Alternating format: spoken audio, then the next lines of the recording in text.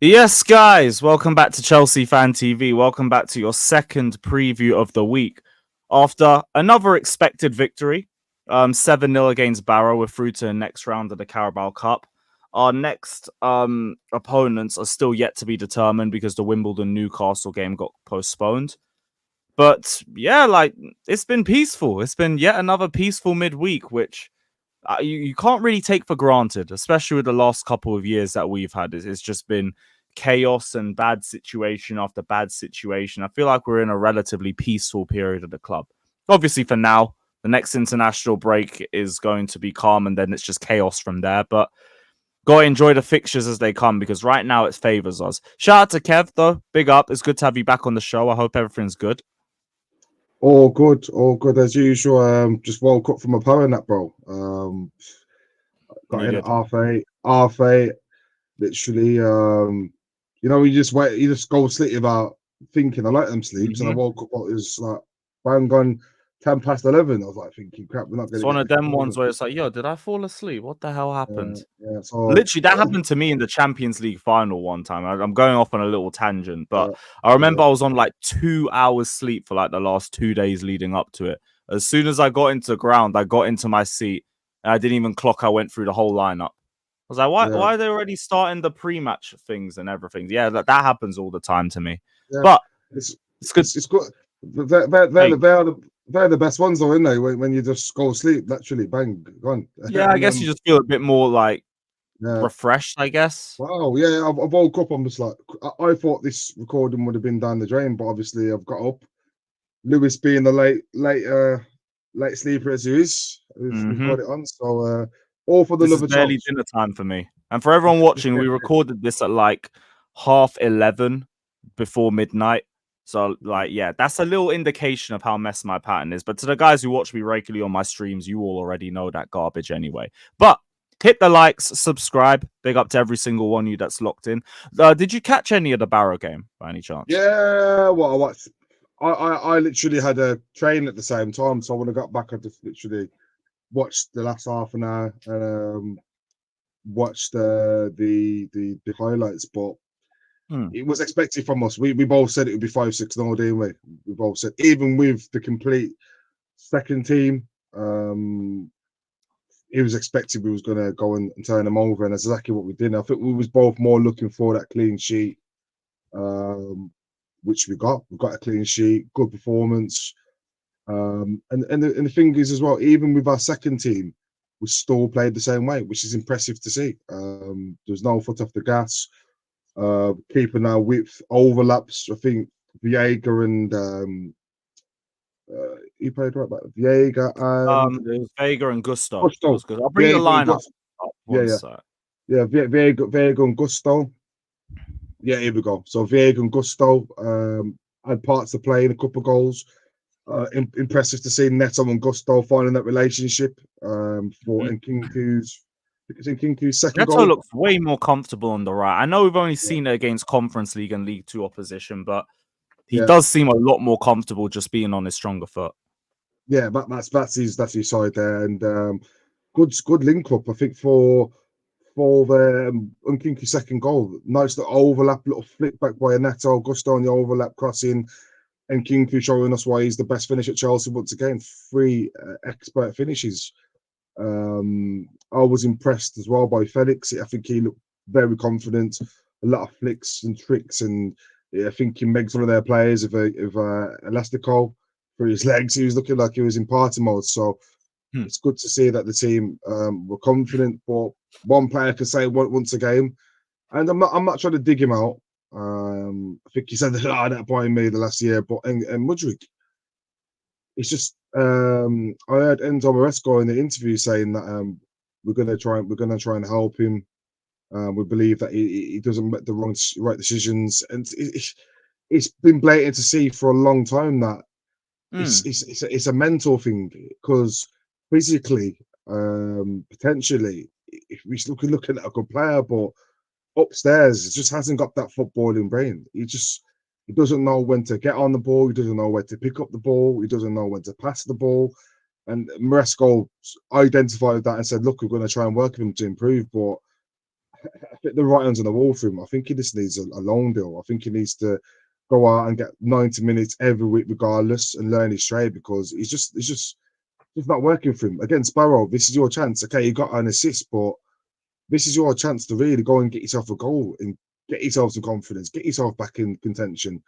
And you never Maybe done it's it. a low bar, but I didn't think he was too bad in the game against Barrow. There was some like iffy moments, but like there was some good take-ons, some decent chance creation. Obviously, did get the assist towards the Yeah, end.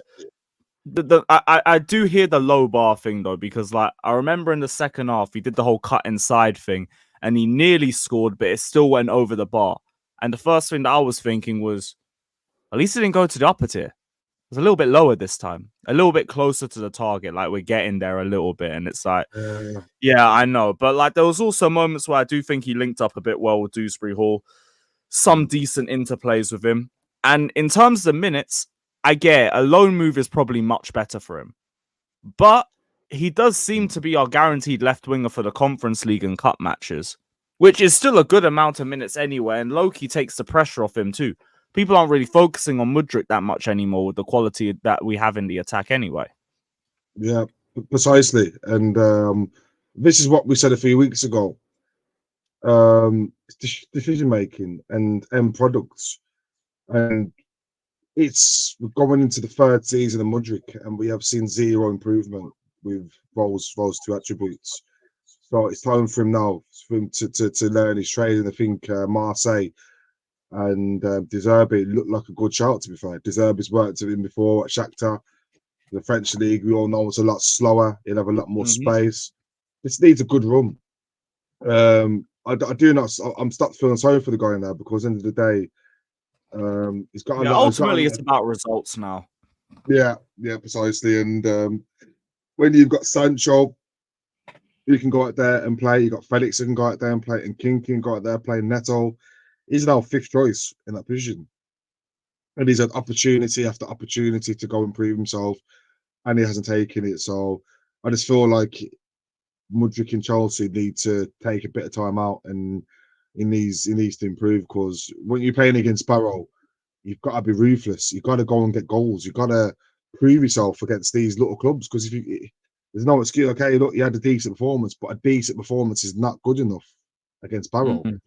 Barrow, a League Two team, like the League Two, like they're hardly a I hear it's professional. one of those where if you play well, you're not really gassing it too much. If you play Nah, badly, it's a bit alarming.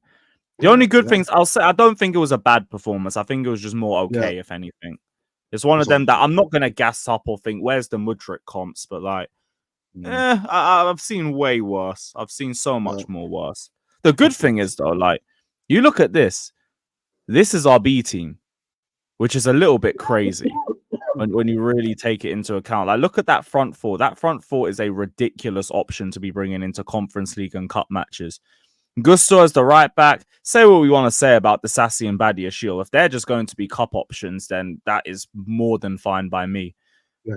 Jorgensen, Dewsbury Hall, Cassaday, obviously big question marks. Vega, we have already seen his quality even in the limited minutes. But this being our B team, I think it's already another example of how much we've leveled up this season because some of the options that you have, you compare it to some Premier League teams, and I think our B team attack is already levels ahead of that.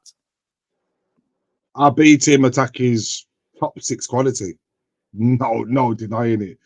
So we've completely leveled up. And I was a bit worried about bringing too many players in, but I can see exactly what they've done. We've always had A and the B team being Chelsea.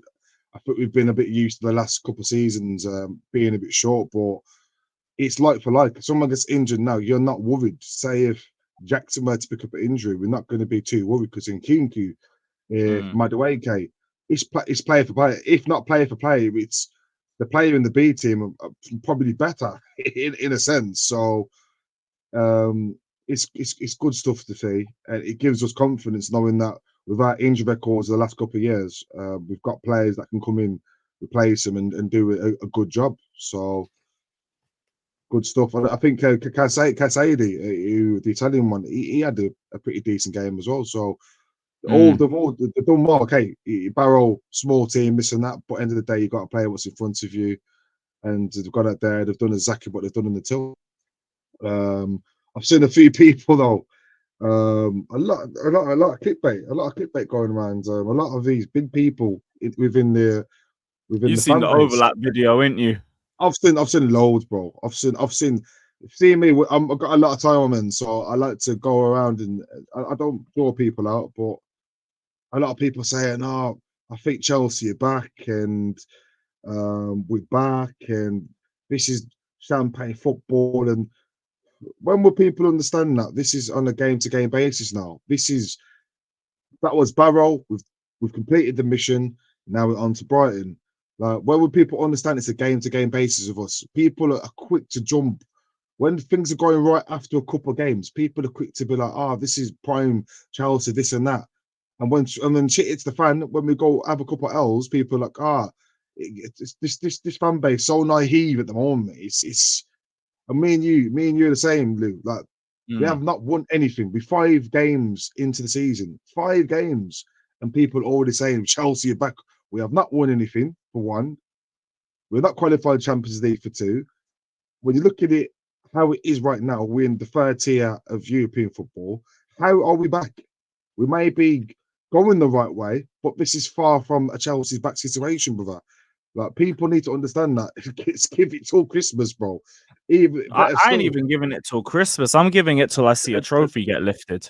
give it to That's give when it I to think we can say Chelsea's back. Trophies in top four. yeah. And these same people that are saying Chelsea are back will be the first people to jump and say, "Oh, we shit and this and that and the other," when we have a couple of L's. So Hmm. people need to just sit down and just relax, sit down, relax, and enjoy the little spell we're going through and stop getting so excited, bro. That's all I can say. Because if Trust, it, because like if I'm with you on this. Like, part of me thinks right that people are trying to like build us up now just so they can drop us straight back down with the first bad patch of form, because it is going to come. I'm not even trying to say that to be negative, but we're transitioning from pressing football to possession based football. There's going to be some setbacks. I would be very surprised. I'd be very impressed, but also surprised if we were to go through the entire season without any bumps and valleys. Because if we're doing that, then we're doing title talk. And I don't think we're going to be doing title talk. So when that comes, I've I already, expect everyone yeah, who's been lifting us up to mm, completely do the 180 and drag us down, especially if we drink the Kool-Aid. That's why for me, like, I've heard rumblings of, oh, could Chelsea compete if they keep on this run of form? When it was Arsenal, like the 22-23 season, for example, they were playing their best football, probably better than what they've been doing ever since. I didn't recognize them as title contenders to like January, February, because personally, if you're going to go after Manchester City, first thing you have to do is show that you can provide that level of consistency. If you can show that for half the season or like 2/3 of the season, cool. Like, then I believe you can show the consistency, or you should be able to do it for the final stretch. Until then, now one game at a time, top four in a trophy is my yeah, target, nothing there else. you go. Yeah, people need to keep the same energy, bro. It was only against Bournemouth a few weeks ago when people are saying, not Bournemouth, when we drew against Palace. Yeah. Just for international break, it's not good enough, and this and that, and obviously now we've had three W's. Chelsea back. How can people be so small-minded, brother? And like I said, People it's are the flip same flop. people. Yeah, and it's the same people that will be calling for his head. You've seen And Jamie Carragher, for example. This man went from saying Chelsea aren't going anywhere near top four. They've got too many players. Where's Jao Felix going to change? And suddenly he's like, I've seen yeah, Chelsea and they're bringing in Kunku, Neto, and Felix off the bench. This depth is ridiculous.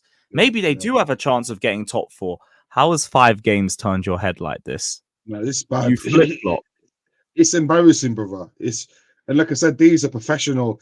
These people have got more of a word than me, in professional places.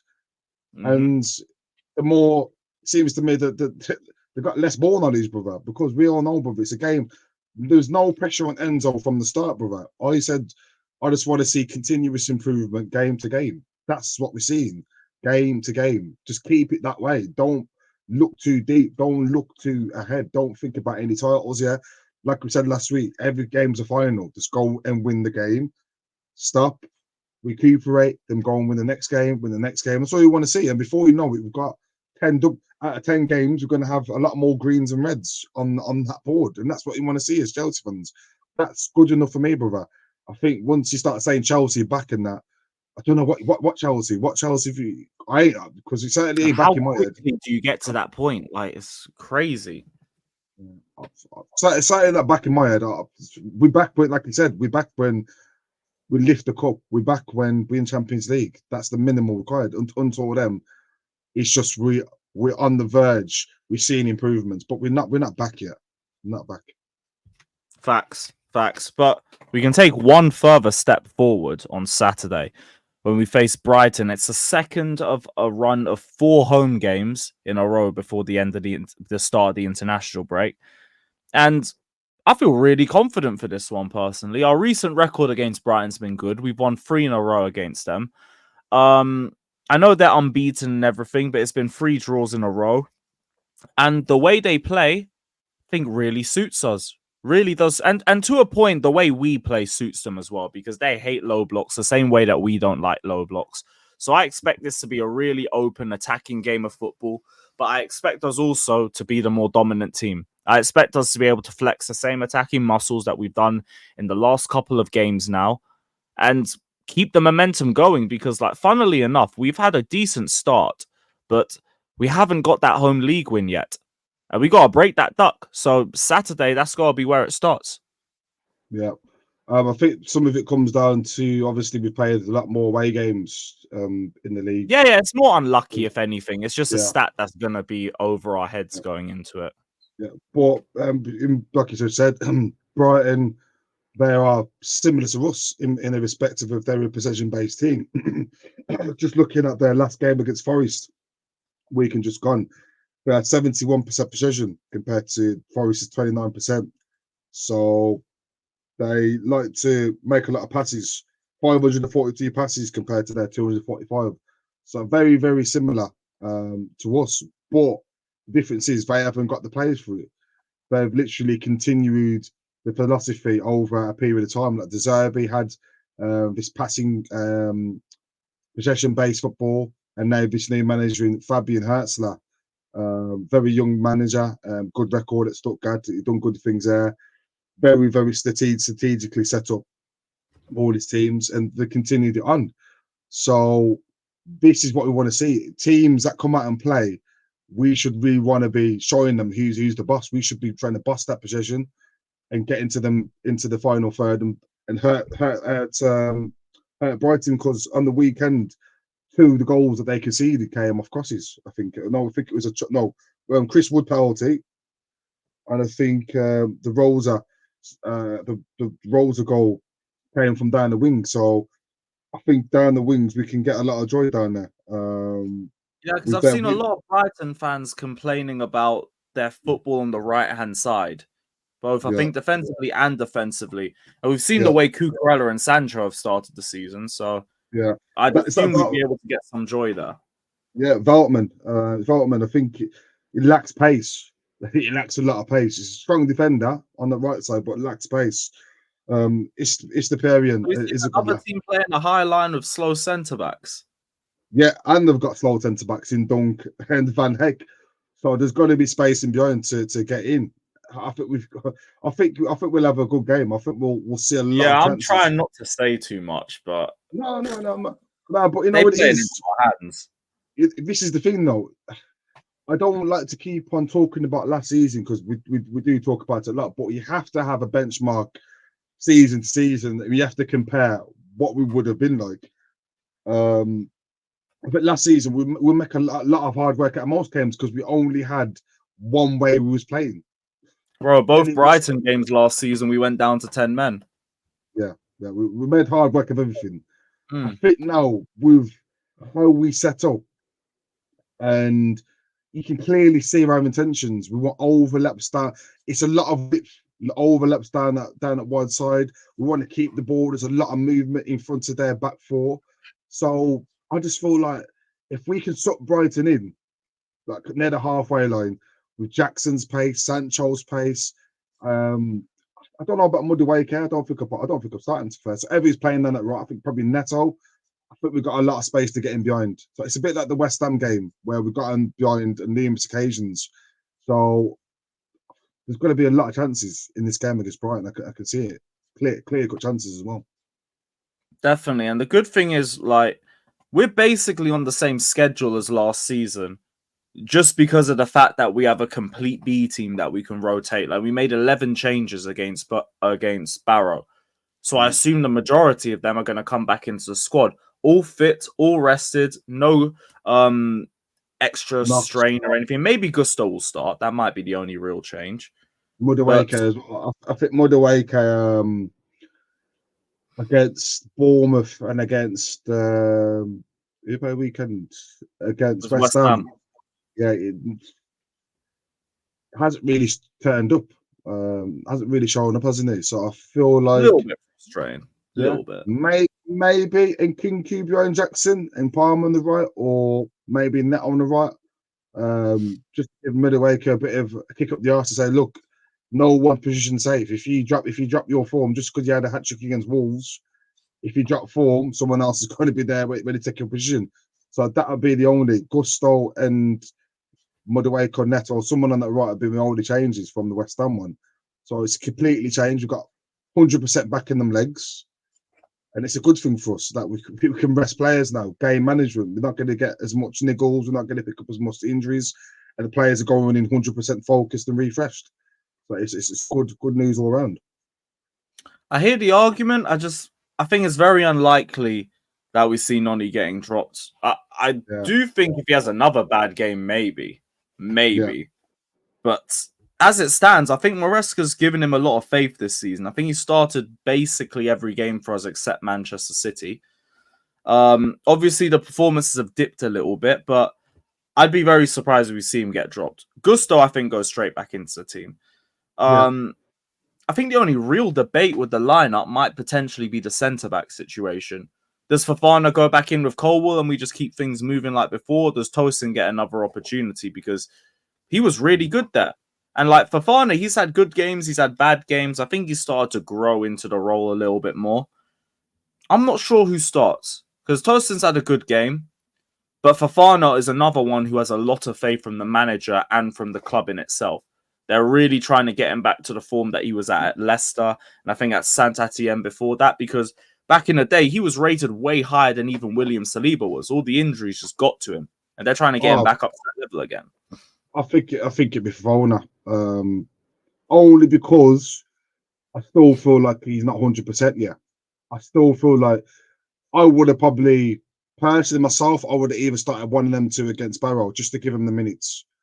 I feel like we're still yet to see 100% for Fofana. So from it, just on them and those conditions, I think it'd be Fofana and Colwell. Nothing against Tosin though. Tosin has been immense since he came in. He looks so cool and composed on the ball, reads the game well. So it's nothing against performance, but I just feel like Fofana needs minutes. And obviously with this international break coming up as well, there's minutes, there's time for both of them. Maybe one starts against Brighton and the other starts against Forest. So it's not that too deep. I just think it's just game rotation and giving players those minutes. To be honest, the more I think about it, I think it makes more sense for Fofana to start anyway.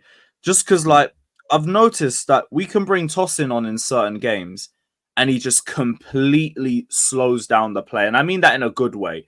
He helps keep possession ticking. He's got good line-breaking passes in him. And I feel like that's a better option than a Fofana because, like, Fofana coming on, if he's anything, I think he's more of a ball carrier by nature. If you're in the league, I don't really need the centre-backs ball carrying. I need them just to keep the ball ticking and everything. And I think that's where Tosin works perfectly. So, yeah, the more we talk about it, the more I'm leaning towards get Fofana and Colwell back together, get the partnership loading. And if we get the Fofana of old, brilliant. Because then we're talking about having one of the best defences in the league again, which it's been a minute. It's been a minute since we've been able to talk about defense like that. But like we said, one game at a time. I ain't trying to get to that point anytime soon. We'll find out a lot about our team after the next international break. That's when the run of fixtures get really, really iffy. But yeah, other than that, I don't think there's any, like, I wouldn't expect any changes. Enzo Nah, starts, Caicedo starts. yeah, I hope Lavia's fit. Maybe you see him come off the bench or something, but yeah. take that on a game by game I'm basis. not worried about Lavia at the minute. Or James. I just feel like them two. Doesn't matter how long they take. We just need them to come back and stay fit. That's it. James, especially, I'm not even Yeah, thinking about him until he's fit. Once yeah, he's fit, then that's we it. start. That's it. And I think once he gets back, this is his last chance for me. I said last time, I think he's been a bit unfortunate. But both of them doesn't allow. He could be after Christmas. I don't care. Just get him back and let him stay fit. They could be like two new signings for us. So Right now, the bigger thing is keeping yeah, Gusto fit. wow, yeah. Did he Precisely, play the yeah. full 90? No, he No, came he off. came off about 75 minutes, didn't he? So is it 75 minutes? Wait, when Oh, was it? When was it? I can't even find it. Malo Gusto. Where's Malo Gusto? I can see on. God knows. Maybe it won't. That No, so that no. So he came. Achimpong to Disasi, George to Yeah, Neto. he came off after. He came Half off time. Half 70. time. I came off after. Oh, right for Chilwell. Yeah, because Sorry. Chilwell Yeah, came on. yeah. Yeah, So okay, cool. So he'll definitely start then. That's yeah, perfect. You give him yeah, 45 minutes. You probably give yeah. him 60 in the next one. Bring on Achimpong. And then ideally, I want to see Achimpong starting against Ghent. Get him a little bit ready because why not? It's the Conference League. You can throw him for a game or two. I saw this guy come on against Spurs for 15, 20 minutes, and I think he made more chances than anyone on the pitch in that time. So Yeah. why not? Why not? Why Just not? quickly, what's your score prediction for the game? I feel like Brighton are going to have it. I've got a goal in them. I just feel like on their transition, they've got some dangerous players. Momota being one. Momota being one. I think he's a phenomenal player down that left. I think he'll definitely be looking to get on the ball and use his dribbling skills to get him behind and wriggle chances. Welbeck probably needs some good form. Funny enough, yeah, he scored last Yeah, he game. loves the goal at the bridge, don't he? Yeah. I could see it. Quote on this, a Welbeck header at some point. I could just kind of visualize it. Obviously, with them having the manager out as well, Fabian Hertzler, I think he's got a one game suspension. Yeah. João Yeah, Pedro's so out too. João Pedro, their key man up front, they're out. So I can see a win. I could probably say 3-1. I'm feeling like a 3-1, 3-1 Charles. I'm thinking more 3-0 just because I want to see the clean sheet streak keep going. Gives the defenders a little bit more confidence and maybe they get some flowers that have been well overdue because right now it's only Colwell that's really getting praised out of all the centre backs. So hopefully we keep the streak going. But we'll see. We'll see. Ultimately, I feel really optimistic for this one, but I ain't trying to say too much because I've had that feeling before and I've just been kicked in the face for it. So Yeah, this is why we're saying don't get excited, don't get your hopes built up because against Brighton we could lose, against Brighton we could draw, and I ain't gonna be the one saying, we're backing this and that. I'll just be like, look, this is what I said. It's a process, we're a long way from that Chelsea team where everyone thinks we are. Like just take it in a game to game. I think if we win against Brighton, we're taking slow steps towards that. I think Jackson. It's a massive game for him. Big if he starts, it's a massive game for him, especially with Nkunku coming off a hat trick. It will prove to everyone that the manager has faith in Jackson and Jackson's the main man. little stat view on Jackson. He's been involved in 13 goals in his last 13 games. Oh wow. One more than he managed in his first 27 appearances. So it's been a real good turn in form for him. Yeah. I just want Jackson, and like we said last week, even if he doesn't score, it's about how he plays. He cannot be falling into sleep though. He's got to keep the momentum from the West Ham game. If it's not a goal, it's a good performance. Vice versa. If he doesn't have a good performance, it's a goal. We can't see him not having both. You know what I'm trying to say. So it's a massive game for him. I feel like if Enzo Maresca starts him, that goes to show that he's got fully faith in him and well deserved as well because he has had a decent start to the season. Yeah, it's up to him to just keep the form going. But I feel really confident in him and the rest of the attack. Just go out there, don't give us anything to worry too much about, and yeah, we keep it moving. Don't have to worry about injuries as well for the first time in ages. Thank the Lord. But yeah, guys, it's been the end of another brilliant preview. Big up to everybody. I hope you guys enjoyed the show. Let us know all your thoughts down in the comment section below. Don't forget to like and subscribe. Check out Kev on his socials. Check out my socials as well. And we'll be back for the next preview show, hopefully after another W, God willing. Big up everybody and up the Chelsea.